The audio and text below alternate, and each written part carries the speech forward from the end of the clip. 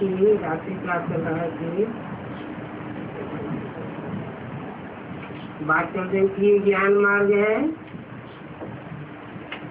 और दुनिया में सब है भक्ति मार्ग। रावण की गवर्नमेंट है ही भक्ति मार्ग की।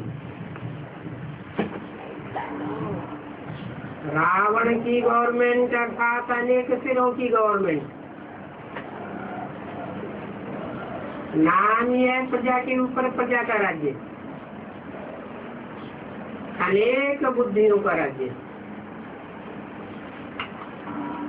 भक्ति माना ही दुर्गति।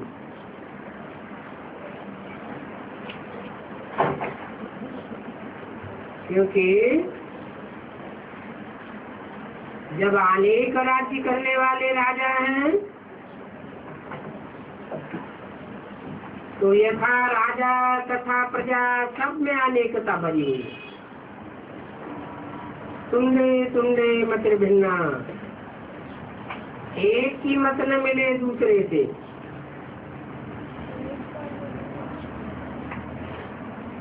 तुम कहीं भी जाकर के सुनो, सब भक्ति ही भक्ति करते हैं।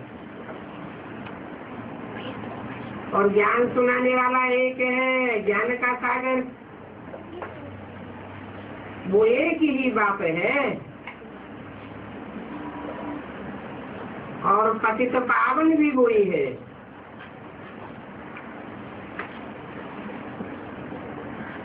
पतितों को पावन बनाने वाला एक ही है।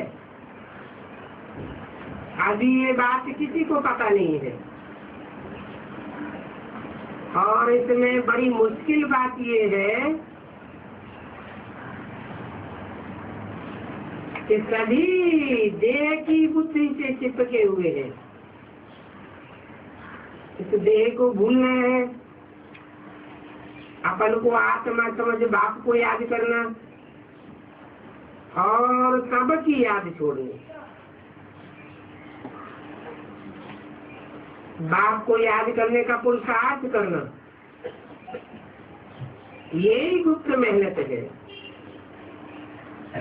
एक को याद करना और अनेकों रूपों को भूल जाना।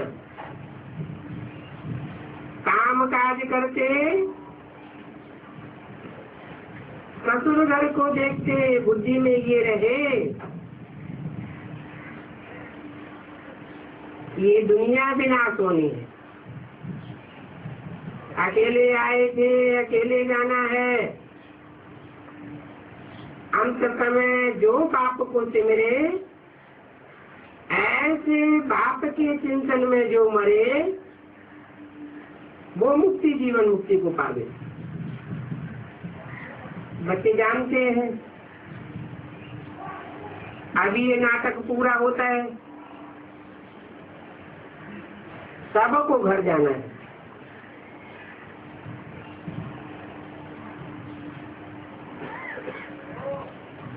विनाश के बाद फिर यही राजधानी स्थापन होगी।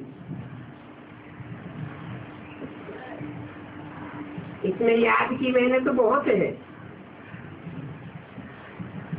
बुद्धि में है कि ये सभी पाठधारी मरे पड़े हैं।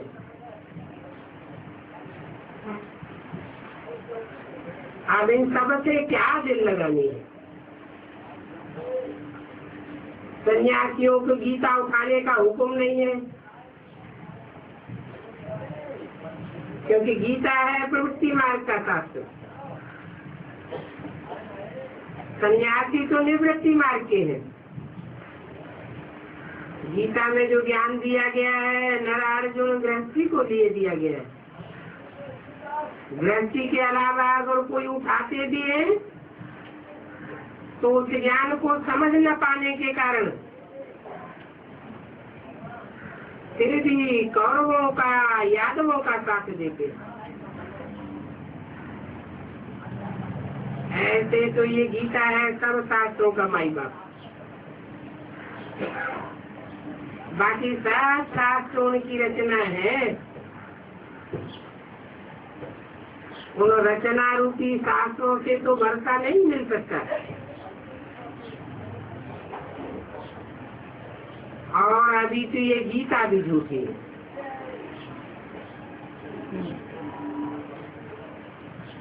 भक्ति मार्ग में कोई भी मुक्ति जीवन मुक्ति नहीं ले सकता।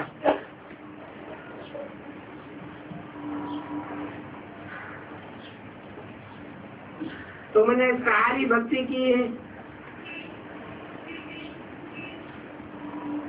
अभी तो हम भक्ति को छोड़ ज्ञान मार्ग में आ चुके। अभी हम ये नरसे नारायण बन रहे। पुजारी थे, पुजारी से पूजी बन रहे है। ये कच्ची कमाई जो साथ ले जानी है। जितनी जितनी धारणा करेंगे। हम आप में पहले सतो प्रधान थे तो रजो समूह में आए। कोई नई आत्मा आती है तो इतनी ताकत नहीं होती है। बस आए और गए। लास्ट में ऐसे ही होता है। उनका 1-2 जन्म का पाठ। जितना पाठ कम उतनी कमजोर आत्मा कही जाएगी। अभी बाप कहते हैं पुरानी दुनिया से वैराग चाहिए। जितना जितना बेहद के बाप को याद करेंगे उतनी ही खाद निकलती जाएगी। औरों के संग के रंग की खाद पड़ी है ना, वो सब निकल जाएगी। इस मृत्यु लोक में तुम्हारा अंतिम जन्म है। अभी मैं आया हूँ तुमको अमर कथा सुनाने के लिए। अमर कथा सुनेंगे, धारण करेंगे तो अमरपुरी में चलेंगे। अमरपुरी कोई शांति धाम को नहीं कहा जाता। वहाँ कोई मरने जीने का सवाल नहीं है। वहाँ तो सब आत्माएं रहती है, क्योंकि निराकारी दुनिया है ना। इसमें लीन होने की कोई बात नहीं है। अगर आत्मा लीन हो जाए फिर तो विनाशी हो गई।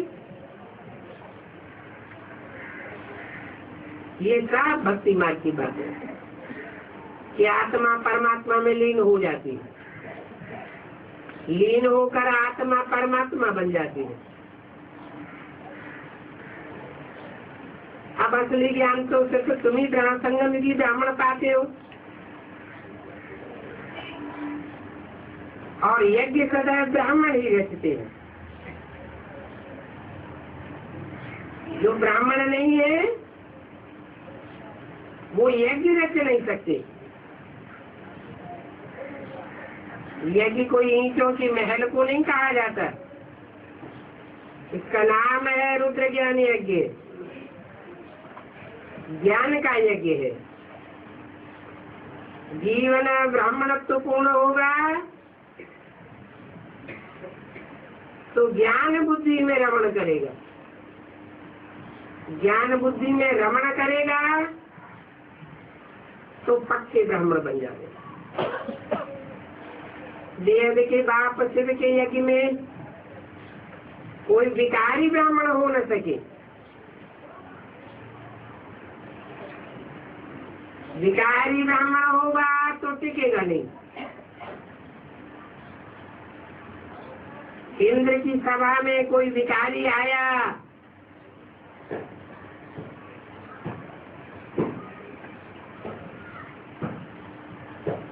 तो क्या हाल हुआ?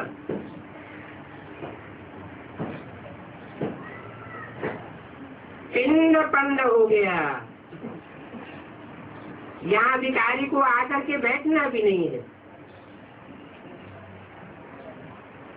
क्योंकि ये ईश्वर की सभा है। इसमें कोई आकर के छिप करके बैठेंगे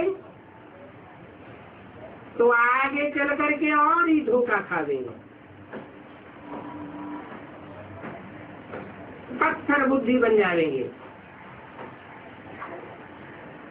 बोलो,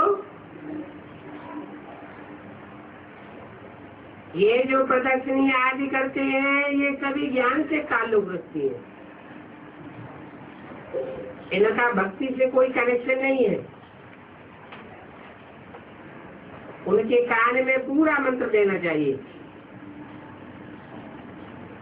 शिव बाबा कहते हैं कि मैं पतित पावन आया हुआ हूँ, मेरा टाइटल है पतित पावन, तो कोई बीच में थोड़े ही चला जाऊंगा, ज्ञान देकर थोड़े ही चला जाऊंगा। जैसे और धर्म पिताएं आते हैं, अपनी अपनी धारणाएं सुनाते हैं, धर्म की स्थापना करते हैं और चले जाते हैं। दुनिया में परिवर्तन तो नहीं होता।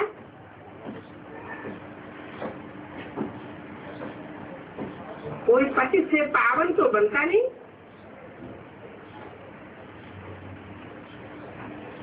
अभी मैं आया हूँ सात पतितों को पावन बनाने के लिए। अभी पवित्र बनना है जरूर, दैवी गुण भी धारण करने, विकारों को छोड़ना है। जब तुम शूद्र थे तो राहु का ग्रहण था, अभी फिर बृहस्पति की दशा बैठी है। इस दशा में भी कोई ऊपर नीचे होते रहते, कोई को शुक्र की दशा, कोई को राहु की दशा, कोई की क्या दशा। मनुष्य मात्र साफ याद करते हैं हे पतित पावन आओ, क्योंकि पावन तो कोई नहीं है ना। बात भी कहते हैं साधु जिनका नाम है, उन साधुओं का भी मैं आकर के उद्धार करता हूँ।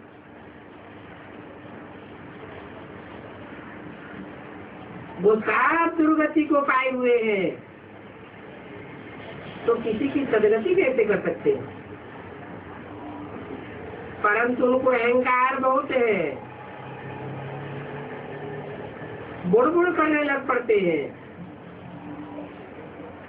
बाप कहते हैं ये शास्त्र आदि सब भक्ति मार्ग का भूत है।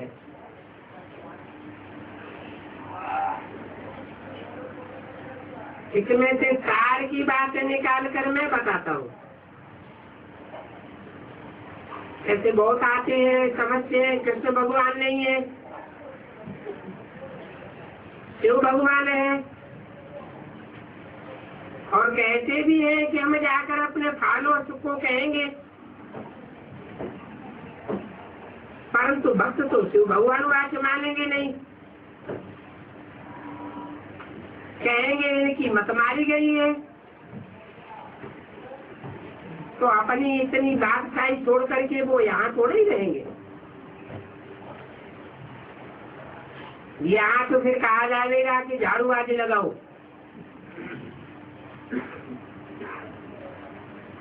वहाँ तो बड़े आराम से रहते हैं, खाते हैं, पीते हैं। कितने ढेर सन्यासी साधु भारत में भरे पड़े। उनकी भारत पर कृपा ही कृपा है। परंतु देखो, कोई कृपा है क्या? कृपा तो भारत पर बाप करते हैं। ड्रामा के अंदर ये पार्ट है, बाप कहते हैं मेरा पार्ट है ड्रामा के अंदर। तुम बच्चों को फिर से स्वर्ग का मालिक बनाना। अब ये तो बुद्धि में है, घूमो फिरो, बुद्धि में यही रखो कि हमको अब वापस जाना है। योग बल से ही हमारे पाप भस्म होंगे और तुम पवित्र बन जाएंगे। प्योरिटी तो अच्छी बात है ना। भारत में ही प्योरिटी थी, प्रॉस्पेरिटी सभी थी। अच्छा, बच्चों को गुड नाइट। अगला भी रात्रि क्लास है 3/9/67। क्लास में बच्चों को आज क्या सुनाया?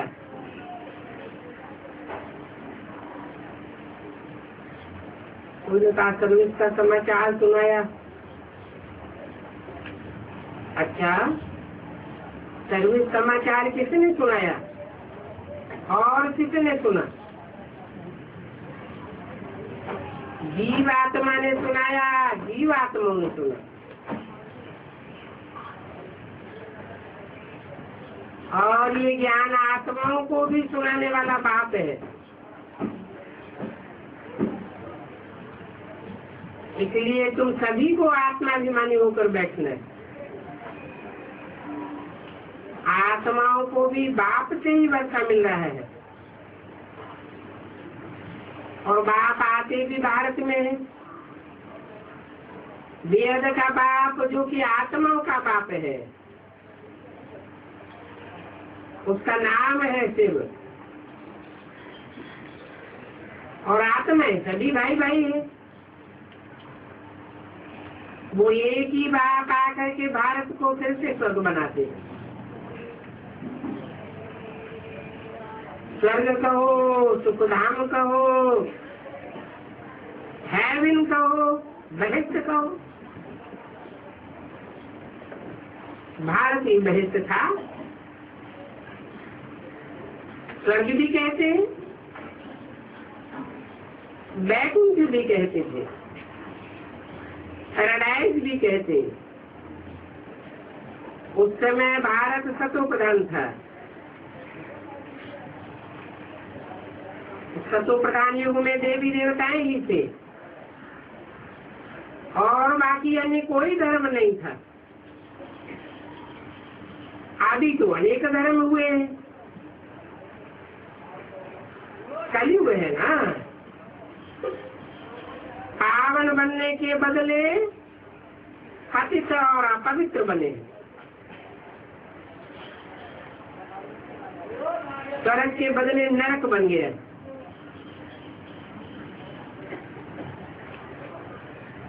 हेवन के बदले हेल बन गया है।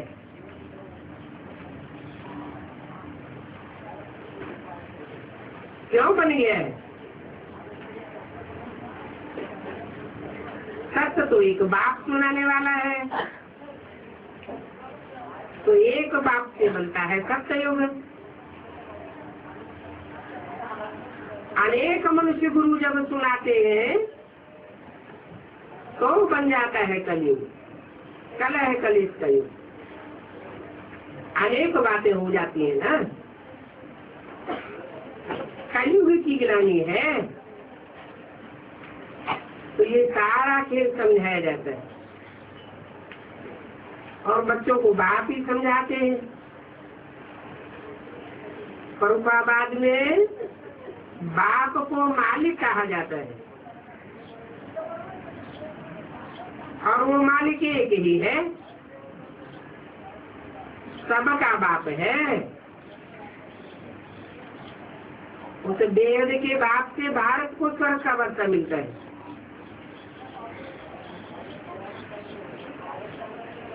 बाकी सभी को मिलती है मुक्ति। इन देवी देवताओं के राज्य को ही जीवन मुक्ति कहा जाता है।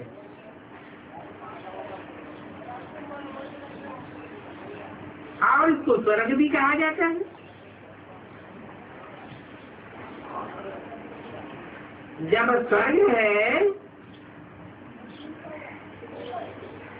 तो चंद्रवंशी भी नहीं होते।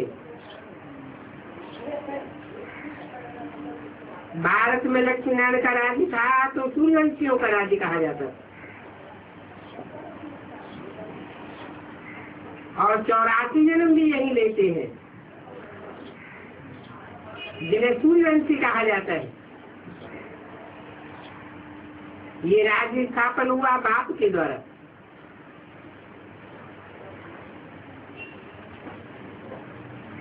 कृष्ण से इसकी स्थापना नहीं हुई। न कृष्ण को मालिक कहा जाता है न बाप कहा जाता है। राम को ही बाप कहा जाता है। तो ये बड़ी भूल है। कृष्ण को तो कोई भी धर्म वाला बाप नहीं मानेंगे। बच्चों को समझाया जाता है कि कृष्ण को ही घोड़ा और सामरा कहते हैं। कृष्ण की आत्मा पवित्र शत्रु प्रधान है तो गोरी कही जाती है।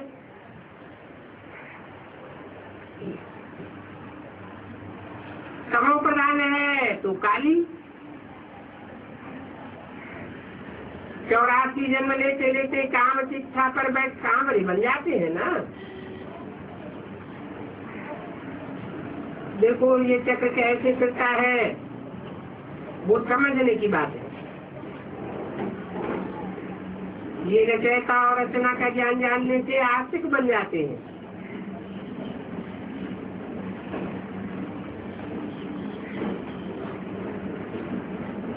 रचयिता कौन है और रचना कौन है, इसके बारे में पुराने ऋषि मुनि भी नहीं जानते, तो नास्तिक ठहरे ना।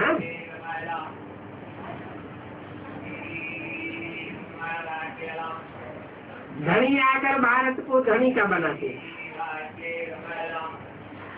उल्टा कर्म करेंगे तो ईश्वर धर्मराज द्वारा बहुत सजा देंगे। इसलिए डर रहता है। तुम बच्चे अभी कर्मा कर्म विकर्म की गति को समझते हो।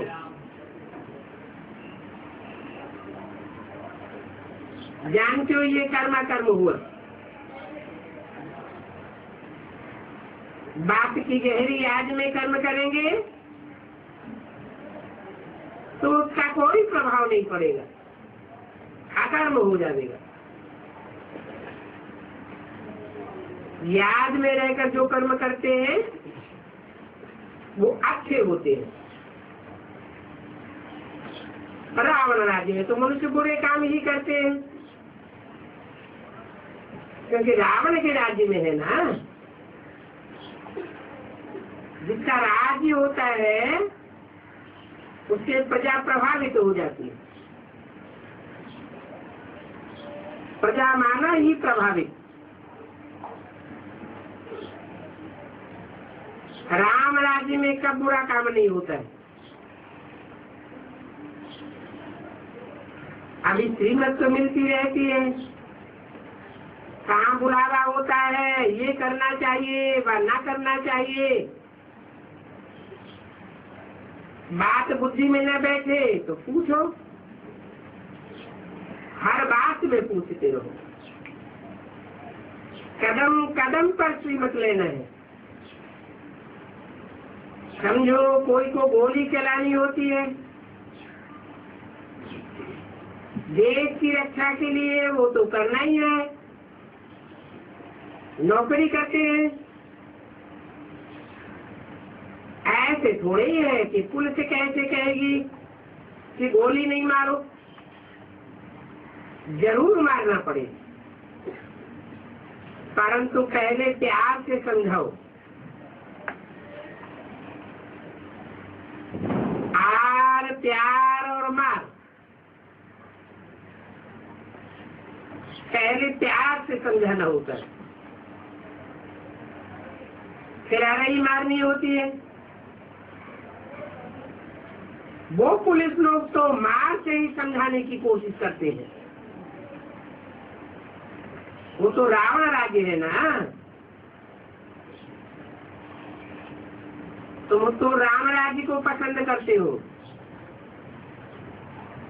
तो मारने करने की बात नहीं है। तो पहले पहले क्या करना चाहिए? प्यार से समझाना चाहिए। बच्चों को भी मारना नहीं है, उनको भी पहले प्यार से समझाना है। कोई सच्चा नहीं करता है तो फिर मारनी पड़ती है। ऐसे तो प्यार से समझाने से हाथ आ सकते हैं, परंतु उस प्यार में भी योग बल भरा हुआ हो तो योग की ताकत से कोई भी समझा सकेंगे और समझाने से समझेंगे। बुद्धि में बैठेगा ये तो जैसे ईश्वरीय समझानी है। तुम ईश्वर के बच्चे हो, योगी हो, तो तुम्हारे में ईश्वरीय ताकत होनी चाहिए, योग बल की। कहते हैं ना भगवान प्यार का सागर है।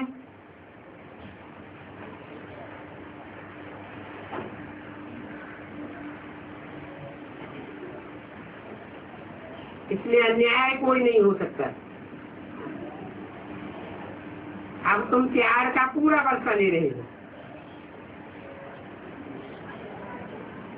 और वर्षा लेते लेते पुरुषार्थ करते करते फिर नंबरवार प्यारे बन जाएंगे। बाप कहते हैं किसको भी दुख नहीं दो, अगर दुख देते रहेंगे तो अंत में दुखी होकर के मरेंगे। बाप प्यार का रास्ता बताते हैं। मनसा में प्यार की बातें आने से शिकल में भी वो प्यार समाया जाता है।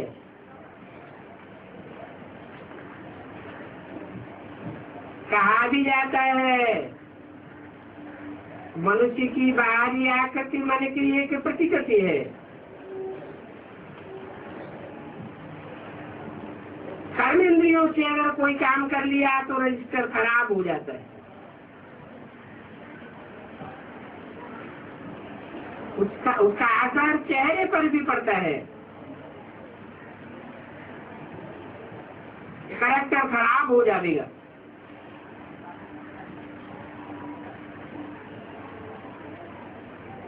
देवताओं का गायन है, इसलिए बाबा कहते हैं देवताओं को पुजारियों को समझाओ। वो महिमा गाते हैं आप सर्वगुण संपन्न,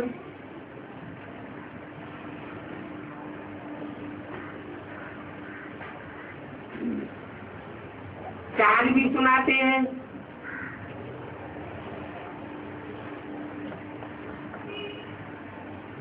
अपन को नीच कहते हैं, उनको ऊंच समझते हैं। अभी बाप समझाते हैं तुम भी ऐसे देवी देवता थे, अभी तो नहीं हो, फिर आगे का चलकर जरूर बनेंगे। तुमको ऐसा देवता बनना है ना,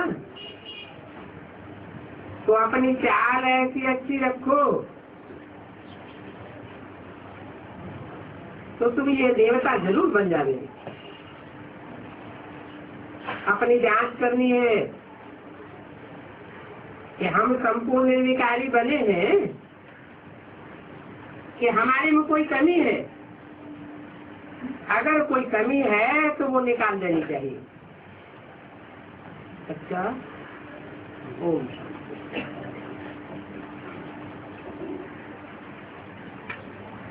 आज का प्रातः क्लास है 5/9/67। मीठे मीठे रूहानी बच्चे सहज याद में बैठे।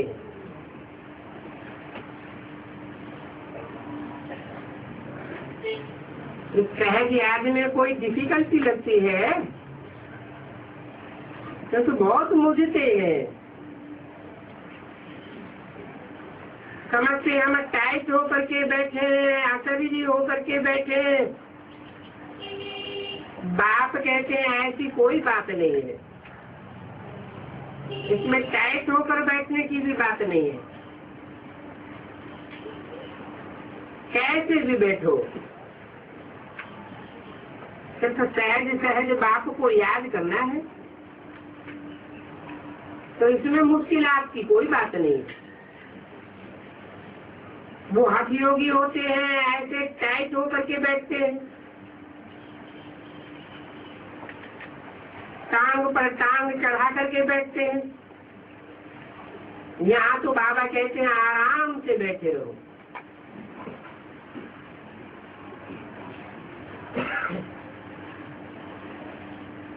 यहाँ कोई देह की कसरत नहीं सिखाई जाती, ये तो बुद्धि की बात है।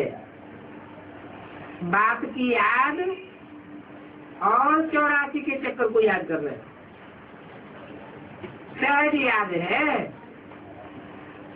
उठते बैठते बुद्धि में याद बनी रहे। जैसे देखो ये छोटा बच्चा बाप की बाजू में बैठा है, बच्चे की बुद्धि में माँ बाप ही रहेंगे। तो तुम भी तो बच्चे हो ना, बाप को याद करना ये तो बहुत सहज बात। हम बाबा के बच्चे हैं ना, और बाबा से ही बरसा लेना है। शरीर निर्वाहार्थ है, गृहस्थ व्यवहार में भी बन रहो। सिर्फ औरों की याद बुद्धि से निकाल दो। अगर औरों को याद करते रहेंगे तो उनके संग का रंग बुद्धि में लगता रहेगा, फिर याद भी कठिन हो जाएगी। भक्ति मार्ग में तो कोई हनुमान को, कोई किसको, साधु आदि को याद करते। यहाँ बाप कहते हैं एक बाप दूसरा न कोई।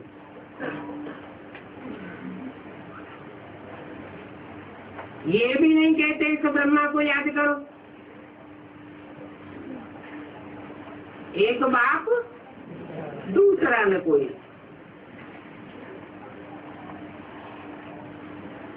पूजा के लिए पुजारी को मंदिर आदि में जाना पड़ता है।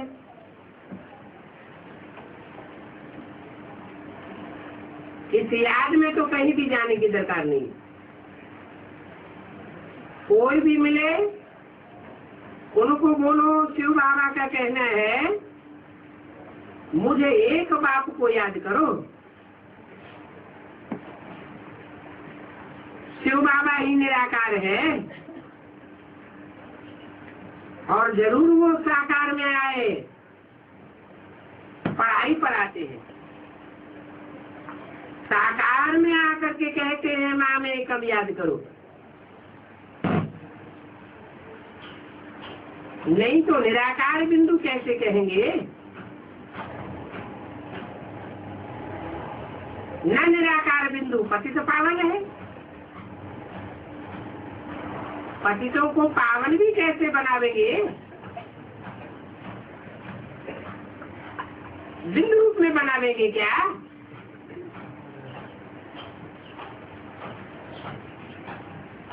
ये तो रैट अक्षर है, पतितों को पावन बनाने वाला। बाप कहते हैं मुझे याद करो, तो तुम पति से पावन बन जाओगे। परंतु माँ में कम याद करो, अभी तुम सब पतित हो। ये सारी दुनिया ही पतित तमो प्रधान है, और पतित दुनिया में सब पतित होते हैं, एक भी पावन नहीं। इसलिए बाप कहते हैं कोई भी देहधारी को याद नहीं करो, माँ में कम याद करो। ये तो अच्छी बात है ना। यहाँ कोई गुरु आदि की महिमा नहीं करते हैं। बाप सिर्फ कहते हैं मुझे याद करो, तो तुम्हारे सारे पाप कट जाएंगे। ये है योग बल, इसे योगाग्नि भी कहा जाता है।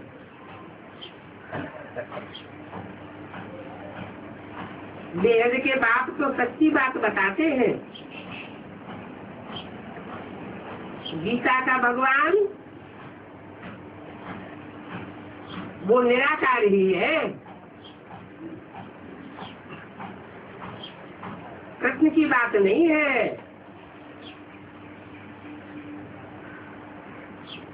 कृष्ण पहले जन्म में कृष्ण है, अंतिम जन्म में बाप आते हैं।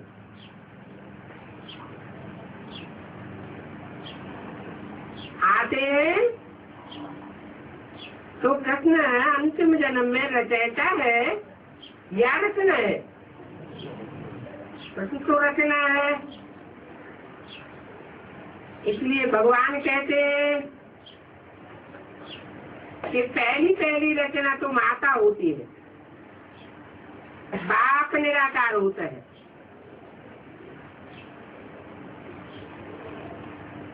निराकार ही रचयिता है, लेकिन साकार रूप में आता है, निराकारी से ही। कृष्ण के अंतिम जन्म में भगवान भला आकर के पाठ बजाता है, परंतु साकार माता का पाठ बजाता है। इसलिए ब्रह्मा बाबा का ऐसा एक भी चित्र नहीं है, ऐसा एक भी फोटो नहीं है जो निराकारी स्टेज वाला हो। सब धर्म पिताओं के चित्र ध्यान से देखें तो पता चलेगा कि निराकारी स्टेज में। हर धर्म के धर्म पिताएं बीज रूप हैं, निराकार हैं। स्टेज से ही जाहिर हो जाता है। तो गीता का रचयिता भगवान कृष्ण निराकार नहीं हो सकता। इसलिए भगवान सिर्फ कहते हैं मुझे याद करो।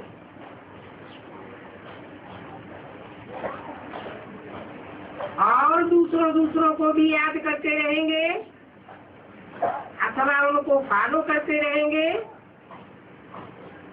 तो पूरे पावन नहीं बनेंगे। पूरा पावन न बनना अर्थात आत्मा पूरी सदगति को नहीं पावेगी, कोई न कोई पाप रह जाएगा। मुझे याद करने के सिवाय और कोई उपाय नहीं है।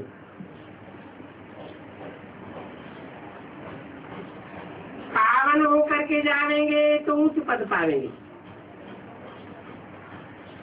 पावन होने में कमी रह जाएगी तो पद भी नीचे गिर जाएगा। इसलिए कहते हैं, सिखाते हैं कि एक शिव बाबा दूसरा न कोई। अगर दूसरा कोई याद करता रहे आता रहेगा तो कम पद हो जाएगा। हम तुमको बाप का संदेश देते हैं, बोलो मैं संदेशी हूँ। बाप के संदेश में अथवा स्तन जाने में कोई तकलीफ नहीं है। माताएं हिल जाए, कुब जाए, वो भी ऊंच पद पाए सकते हैं। चाहे यहाँ रहने वाले हो,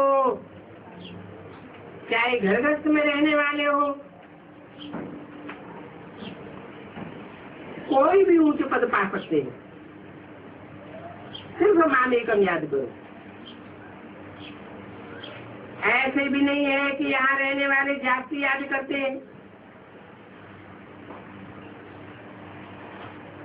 बाबा कहते हैं बाहर में रहने वाले भी बहुत याद कर सकते हैं, बहुत सर्विस कर सकते हैं। यहाँ से बाप से रिफ्रेश होकर के जाते हैं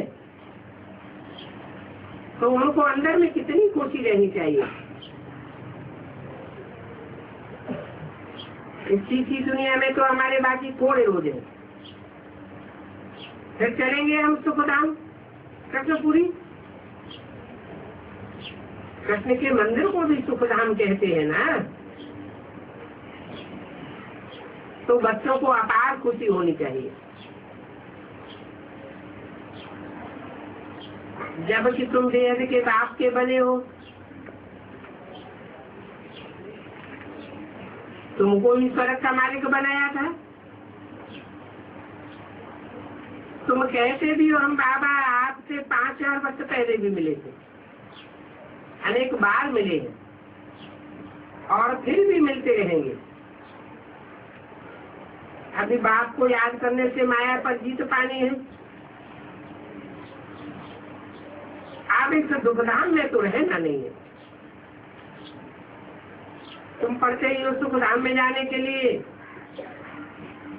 सबका हिसाब किताब चुप करके वापस जाना है। अभी मैं आया हूँ हेवन नई दुनिया स्थापन करने के लिए। नई दुनिया स्थापन होगी तो बाकी सब आत्माएं चली जाएंगी मुक्ति धाम। बाप कहते मैं कालों का काल हूँ, सबका शरीर छुड़वाए और आत्माओं को ले जाऊंगा। सब कहते भी हम जल्दी जावे, क्योंकि यहाँ इस दुखधाम में तो रहने का नहीं है। ये पुरानी दुनिया है, पुराना शरीर है। तो बाप कहते हैं अब सबको ले जाऊंगा, किसी को भी छोड़ूंगा नहीं। तुम सबने बुलाया ही है, हे पतित पावन आओ। बल याद करते रहते हैं परंतु अर्थ कुछ भी नहीं समझते। पतित पावन की सिर्फ धुन लगाते रहते हैं। फिर कह देते हैं रघुपति राघव राजा राम। अब शिव बाबा तो राजा बनते नहीं है, वो राजाई भी करते नहीं है। उनको राजा राम कहना रांग हो जाता है।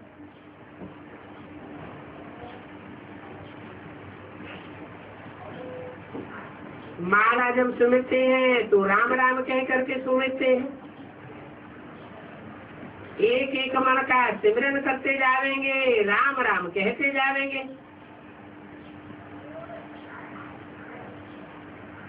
उन मनकों को सुमिरने से भगवान की याद आती है। अभी भगवान तो है ही सिर्फ, परंतु मनुष्यों ने नाम बहुत रख दिए। कृष्ण का भी नाम श्याम सुंदर रख दिया है। उनको वैकुंठनाथ कहते हैं। मक्खन चोर आदि जाने क्या क्या टाइटल दिए, बहुत नाम दे दिए, परंतु ऐसा है तो कुछ भी नहीं। अभी तुम मक्खन चोर कृष्ण को कहेंगे क्या? कभी नहीं।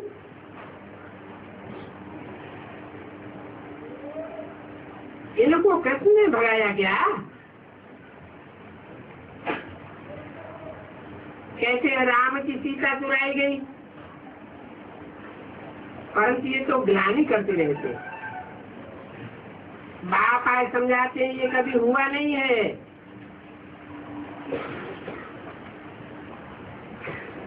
तुम कितना अपने धर्म की ग्लानि खुद ही व्यक्त करते हो। शायद के लिए कब नहीं कहेंगे कि उसने कच्चा मच्छा बता दिया, अथवा वो कण कण में व्यापी है। शिव बाबा के लिए तुम ऐसे क्यों कहते हो?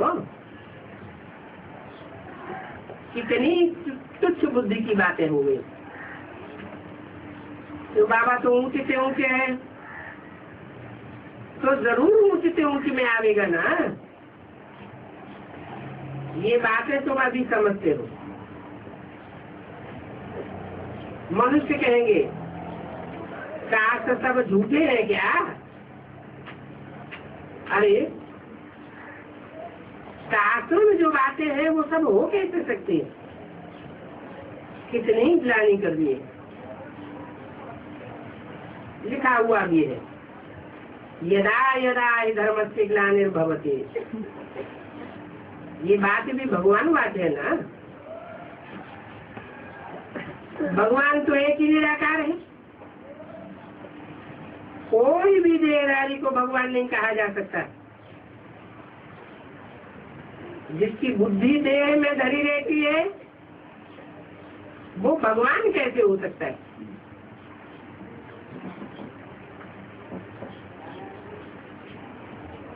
सुप्रीम सोल जिसे कहा जाता है वो तो देह से जन्म भी नहीं लेता है, देह का सुख दुख भी नहीं भोगता है, उसको तो अभोक्ता कहा जाता है। तो वो निराकार है। उसके लिए नहीं कहेंगे कि उसकी बुद्धि देह में धरी रहती है। मन पतित तल में आता है, पतित दुनिया में आता है, पतितों के संग रहता है, फिर भी वो तो निराकार है। उसको देहधारी नहीं कहा जा सकता। ब्रह्मा विष्णु शंकर को भी नहीं कह सकते हैं, फिर पतित मनुष्यों को भगवान कैसे कह सकते हैं? बाप की माला फिर भी 108 की गाई जाती है,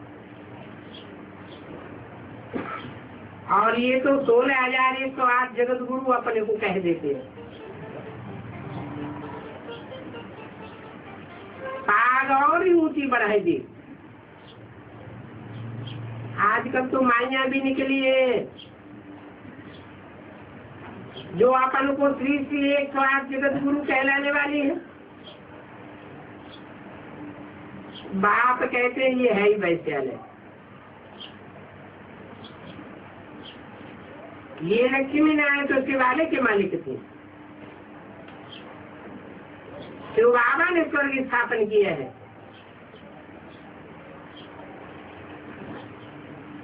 उनके ये मालिक हैं। जरूर उन्होंने पहले पहले इतना पुरुषार्थ किया होगा जो स्वर्ग के मालिक बने।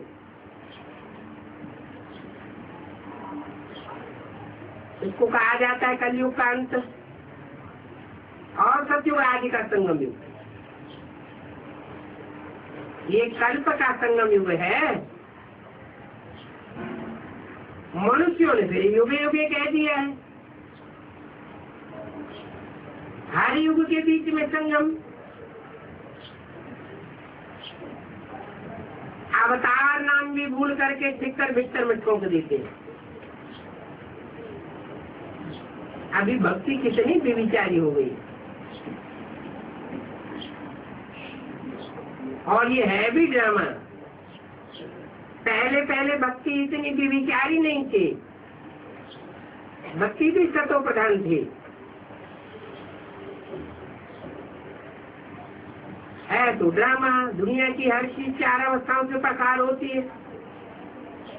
भक्ति भी तमो प्रधान बन गई, अनेकों की भक्ति करते रहते हैं, तो ड्रामा ही कहेंगे। जो भी पास हो जाता है, कोई से झगड़ा आदि हो जाता है, बात पास हो गई, तो ऐसी बातों का मनन चिंतन मंथन नहीं करना चाहिए। ड्रामा कह करके पुलिस स्टाफ लगा देना। अच्छा, कोई ने कम जाति बोल दिया, तुम उनको भूल जाओ। सोचो कि कल पहले भी इसने ऐसे ही बोला था।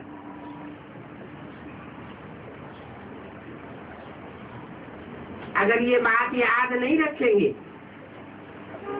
तो फिर बिगड़ते रहेंगे। ऐसी ऊपर नीचे करने वाली बातों को कब बोलो भी नहीं। आपस में बैठ करके वर्णन भी न करो।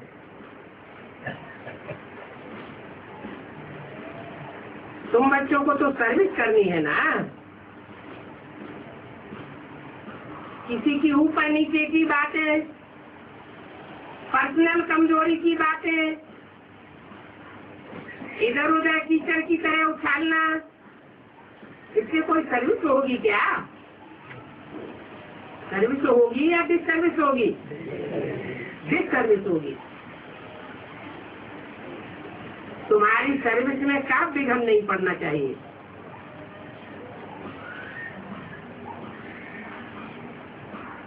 सर्विस में कमजोरी नहीं खानी चाहिए। ये कमजोरियों को खाने वाली बात है।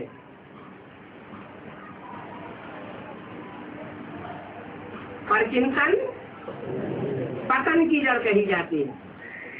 पहले तो परचिंतन करने वाले का पतन होता है,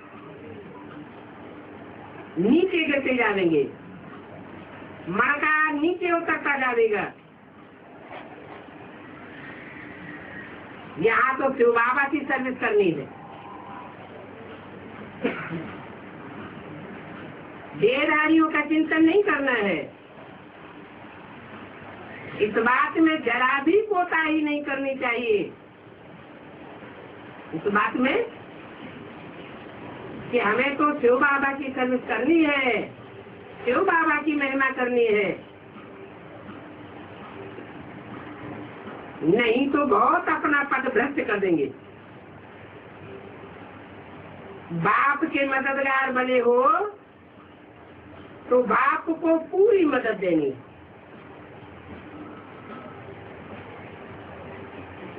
बाप की सर्विस में जरा भी धोखा नहीं देना है।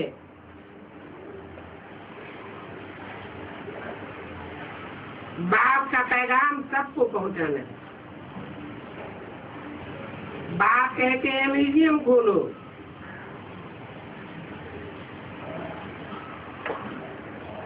इनका नाम ऐसा रखो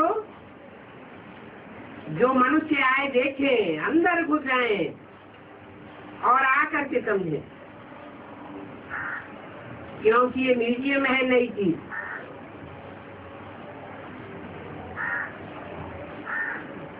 मनुष्य नई चीज देख करके अंदर घुस जाते हैं।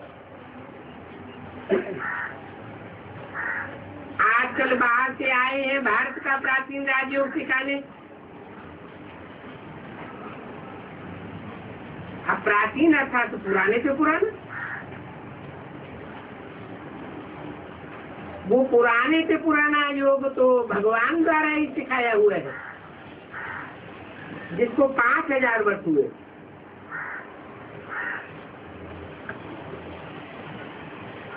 सत्युग त्रेता में तो योग होता ही नहीं है, क्योंकि जिसने सिखाया वो तो चला गया। फिर जब 5000 वर्ष के बाद आ जाएगा तब ही आए राजयोग सिखा देगा। तो प्राचीन अर्थात 5000 वर्ष पहले भगवान ने ही सुनाया था। शास्त्रों में भी लिखा हुआ है 5000 वर्ष पहले महाभारत युद्ध हुआ, भगवान ने आए गीता ज्ञान सुनाया।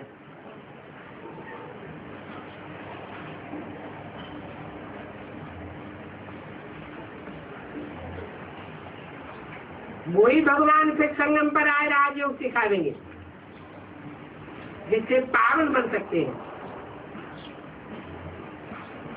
इस समय तो सब आत्माएं भी तमो प्रधान है और 5 तत्व भी तमो प्रधान है। तो भगवान पहले आकर के तत्वों को पावन बनावेगा या आत्माओं को पावन बनावेगा? पहले तो चैतन्य आत्माओं को पावन बनाता है।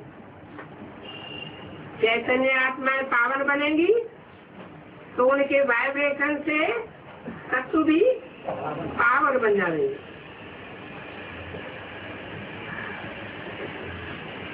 ये 5 तत्व भी कितना नुकसान कर देते हैं। पानी जब तामसी रूप पकड़ता है, बाढ़ आती है तो कितना नुकसान हो जाता है। पुरानी दुनिया में तो ये 5 तत्व भी उपद्रव करते रहते हैं। सतयुग में कोई उपद्रव की बात नहीं होती। क्यों? महाप्रकृति सतो प्रधानी क्यों रहती है? क्योंकि आत्माओं की प्रकृति, आत्माओं का स्वभाव संस्कार भी सतो प्रधान होता है। वहाँ प्रकृति सिर्फ दासी बन जाती है। तो समझो, मनुष्य की प्रकृति भाव स्वभाव सात्विक बन जाएंगे तो प्रकृति दासी बन जाएगी। अभी मनुष्य का स्वभाव संस्कार तामसी होता जाता है तो प्रकृति भी तामसी बनती जाती है। कितने उपद्रव होते रहते हैं दुनिया में। यहाँ तो देखो, ये प्रकृति भी दुश्मन है। 5 विकार भी दुश्मन है।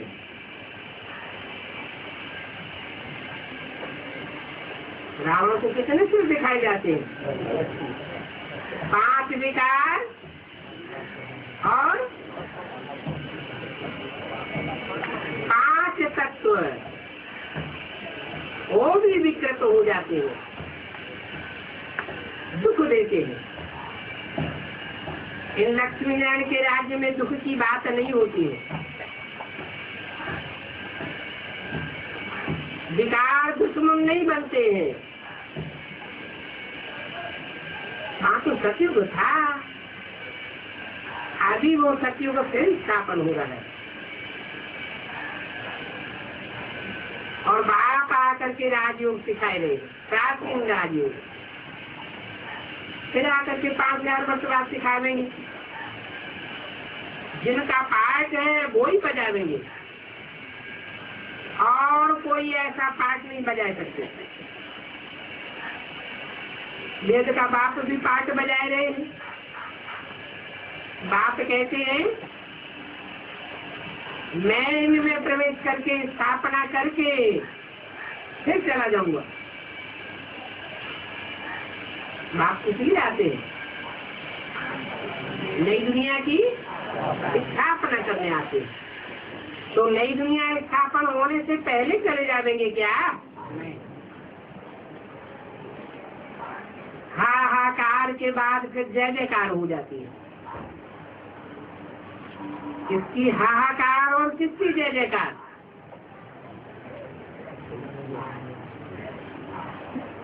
जो सच्चे होते हैं उनकी जय जयकार होती है और जो झूठे होते हैं उनके लिए दुनिया हाहाकार करती है। तो बाप ये कार्य करा के जाते हैं। सत्य की विजय और असत्य का नाश हो जाता है। सत्य हुए स्थापन हो जाता है, पुरानी दुनिया खत्म हो जाएगी। इन लक्ष्मी नारायण का जब राज्य था तो पुरानी दुनिया नहीं थी। वो 5000 वर्ष पहले की बात है।